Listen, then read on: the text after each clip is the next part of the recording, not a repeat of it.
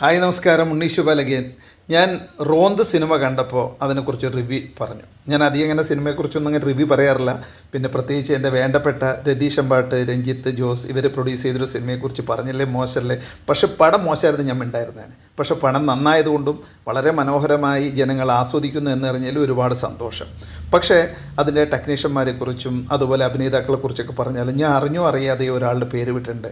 അത് മറ്റാരുമല്ല, ലക്ഷ്മി മേനോൻ. ദുബായിൽ നിന്നും കേരളത്തിൽ വന്ന് മലയാളികളുടെ മനസ്സിൽ ഒരു അഭിനേത്രി എന്ന രീതിയിൽ സ്ഥിരപ്രതിഷ്ഠ നേടിയിരിക്കുകയാണ്. ലക്ഷ്മിയുടെ അഭിനയം എടുത്ത് പറഞ്ഞേ പറ്റൂ. കാരണം മിഥുൻ്റെ വൈഫാണ്. നമ്മൾ ഒരുപാട് റീൽസിലൂടെയൊക്കെ കണ്ടിട്ടുണ്ടെങ്കിലും ശരിക്കും കഥാപാത്രമായി ജീവിക്കുകയാണ് ചെയ്തത്. ലക്ഷ്മി ഓസം. അപ്പോൾ റോന്തും സൂപ്പറാവട്ടെ. ഷാഹി ഇതുപോലെയുള്ള ഒരുപാട് നല്ല പടങ്ങൾ ഉണ്ടാകട്ടെ. രതീഷിൻ്റെ ഗ്രൂപ്പിലും നല്ല പടങ്ങൾ ഉണ്ടാവട്ടെ. അപ്പോൾ റോന്ത് റോക്കിംഗ് ആണ്.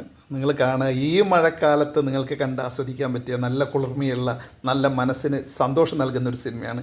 Enjoy the spirit. വാച്ച് റോന്തൊക്കെ.